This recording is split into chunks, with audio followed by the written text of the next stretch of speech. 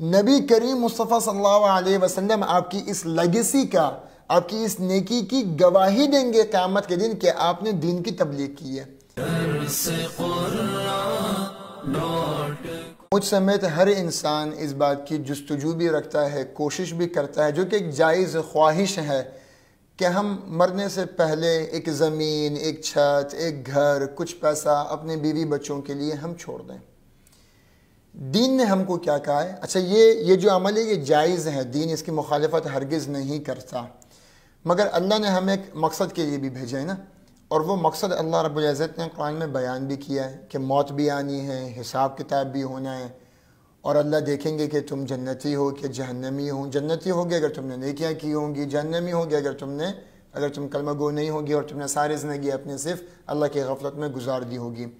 مگر اپنے بچوں کے لیے کیا لیگیسی چھوڑنی ہے، اپنے بچوں کا حق ادا کیسے کرنا ہے۔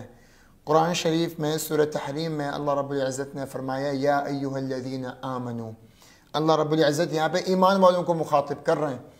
اچھا یہ یا ایھا الناس نہیں کہا اللہ نے، یہ ہر انسان کی بس کی بات بھی نہیں ہے۔ یہاں پہ اللہ رب العزت نے یہ آیت کہی ہے یا ایھا الذین آمنو کی، یہ ایمان والوں کی ہی صفات ہیں، یہ کہ وہ کیا کرتے ہیں اور ان کو کیا کرنا چاہیے۔ قوا انفسکم واہلیکم نارا، خود کو بھی جہنم کی آگ سے بچاؤ اور اپنی بیوی بچوں کو بھی، اپنے گھر والوں کو بھی، اپنے ماں باپ کو بھی، اپنے بہن بھائیوں کو بھی۔ اہلیکم میں پورا آپ کے رشتہ دار، آپ کے جو انٹرنل فیملی ہے یا امیجیٹ فیملی ہے، سب آ جاتے ہیں، ان کو بھی آپ نے آگ سے بچانا ہے۔ صرف یہ نہیں کہ آپ نمازی ہو گئے تو آپ آگ سے بچ گئے، نہیں، آپ نے اپنے بچوں کو بھی نمازی بنانا ہے۔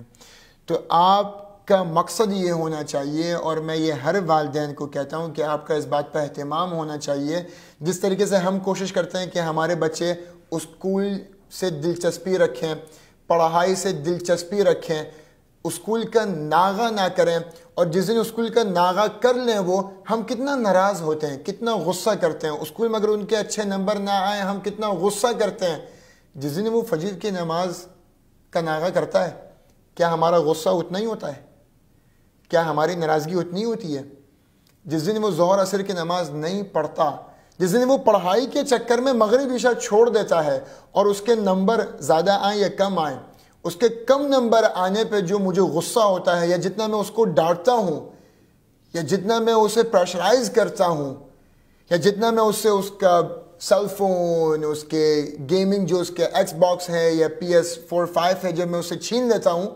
یا میں اسے انٹرٹینمنٹ چھین لیتا ہوں، اس کے اکیڈیمک اسکور کم آنے پہ، کیا میں اس کی نماز جب اس سے چھٹتی ہے کیا میں اس سے اتنا ناراض ہوتا ہوں؟ کیونکہ اگر میں نے اپنے بچوں کا حق ادا کرنا ہے تو صرف ان کو پڑھا لکھا کے اتنا کافی نہیں ہے، دین بھی تو زندہ کرنا ہے ان کی زندگی پہ۔ اور یہ بات ہمیں 100% سمجھ لینی چاہیے کہ اگر آپ کسی انسان سے مخلص ہیں، اور سب سے زیادہ انسان اگر کسی سے مخلص ہو سکتا ہے تو وہ اپنے ماں باپ، اپنے بیوی بچوں کے ساتھ مخلص ہو سکتا ہے، تو خلوص کا سب سے اچھا ثبوت اگر آپ نے دینا ہے تو آپ نے یہ دینا ہے کہ اگر میں جنت میں ہوں تو یہ بھی میرے برابر میں جنت میں ہوں۔ آج ہم خلوص کا ثبوت یہ دیتے ہیں کہ اگر میں کامیاب ہوں تو میرا دوست یا میرا بزنس پارٹنر بھی میرے ساتھ کامیاب ہو، میں اگر ایکیڈیمکلی فارچونیٹ ہوں تو میرا بھائی یا میرا بچہ بھی ایکیڈیمکلی فارچونیٹ ہو، فائنینشلی پریولیجڈ ہو۔ کیا میں اپنے دوست سے میرا دوست بڑا جگری ہے، بڑا جگری یار ہے، میں اس کے ساتھ اٹھتا بیٹھتا ہوں، کھاتا پیتا ہوں، مگر یہ زندگی تو، یہ دوستی تو 10 سال کی ہے، 20 سال کی ہے، 70 سال کی ہے۔ اگر یہ میرا جگری دوست ہے، کیا مجھے اس بات کی فکر ہے کہ جو ہمیشہ والی آنے والی زندگی ہے، کیا یہ میرے ساتھ جنت میں ہوگا؟ یہاں پہ اپنا خلوص دکھاؤ۔ تو قوا انفسکم واہلیکم نارا، تو کچھ لیگیسی اپنے پیچھے چھوڑ کے جائیں، دین چھوڑ کے جائیں، اپنی بیوی بچوں کو بھی، اور کچھ ایسا بھی کام کر کے جائیں کہ عوام الناس بھی آپ کی کوئی خدمات سے فائدہ اٹھا سکے، کیونکہ مرنے کے بعد آپ کے نام اعمال میں کچھ لکھا نہیں جاتا مگر نیک بچہ جو آپ نے، ولد صالح، حدیث میں آتا ہے کہ اذا مات العبد انقطع عمله الا من 3، 3 چیزیں ایسی ہیں کہ مرنے کے بعد اس کا نام اعمال ان چیزوں سے بند نہیں ہوتا بلکہ اس کو اس کا ثواب ملتا رہتا ہے۔ وہ 3 چیزیں کیا ہیں؟ پہلا آتا ہے ولد صالح یدعو لہ، ایک اچھا بچہ، کمپیٹنٹ، ریزیلینٹ، کانفیڈنٹ، پریکٹسنگ مسلم آپ نے بچہ ریز کیا ہے کہ یہ بچہ آپ جانتے ہیں کہ یہ اسلام پہ چلے گا یہ بچہ. ایک دوسرا کیا ہے کہ آپ نے کوئی ایسا علم جس سے لوگ فائدہ اٹھا سکیں، علم ينتفع به. اور دین کا علم اگر آپ پڑھائیں، فقہ اگر آپ پڑھائیں. ایک حدیث میں آتا ہے نبی مصطفیٰ صلی اللہ علیہ وسلم نے فرمایا کہ جو میری 40 حدیثیں یاد کرے اور میری 40 حدیثیں اگر لوگوں کو سکھائے، قیامت کے دن میں اس کے لیے شفاعت کروں گا، اور قیامت کے دن اللہ رب العزت اس کو جنت میں بلا حساب جنت میں داخل کر دیں گے. اور آتا ہے کہ نبی پاک نے فرمایا کنت لہ شفیعا و شہیدا یوم القیامہ و شاہدا یوم القیامہ، کہ میں اس کے لیے شفاعت بھی کروں گا اور میں گواہ بھی بنوں گا اس کا.